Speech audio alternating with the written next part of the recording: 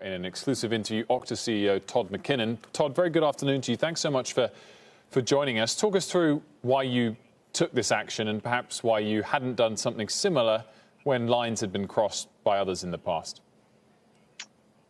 I've had a lot of feedback about this. As you can imagine, it's something at Okta we take very, very seriously. Providing value to customers and trying to make them successful with technology is the lifeblood of what we do. There's some confusion about this. People have asked me, what about free speech? Aren't you supportive of free speech? Or what about other social media sites? You have other social media sites. Why don't you take them down? And so for us, it really comes down to fundamentally a core premise we have, which is we're very, very much in favor of free speech. In fact, we have customers across the political spectrum, news organizations, candidates, and we believe in that strongly. We believe in the voice being out there and being heard.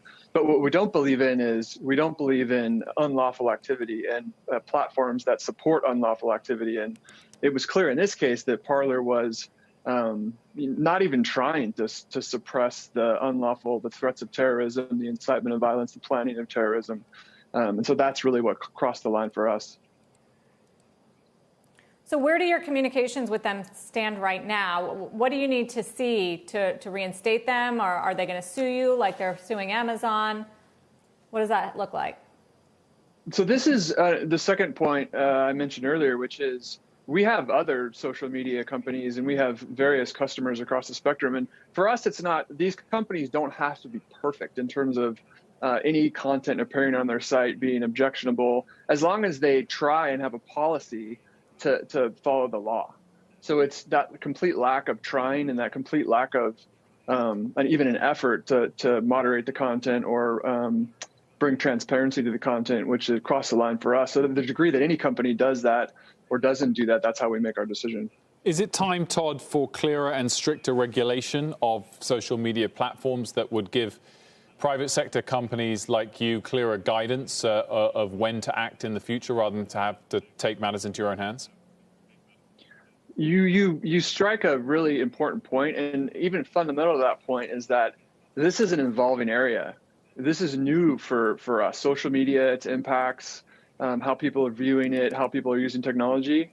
It's new and it's evolving. So we have to be open to work together to come up with the best solution. I do think regulation is part of that. I think it's inevitable. And I think it has to start with more transparency on who is behind the posts, the identity of those people, the identity of the groups, and the social media companies have made a lot of progress on that. Also on the algorithms, how do things get promoted and not promoted? And how does that lead to people feeling like they're inundated with a certain perspective instead of getting broad perspectives, which I think is more healthy. But I do think there's this question about the call that you made. I get why you support free speech and that there's that criticism. But what about the criticism that it's a profound power in the hands of just a few companies coming out of Silicon Valley to determine what should be on the internet and what shouldn't? Why should that be on you and some of your fellow companies?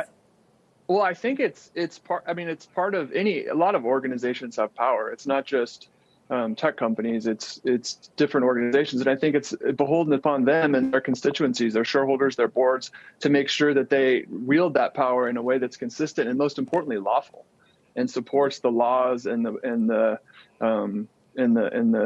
context that they operate in, the governments that have given them so much capability to build these successful organizations. So I think, it's for those that are in that situation, it's up to them to do what they can to support the environments that helped create them.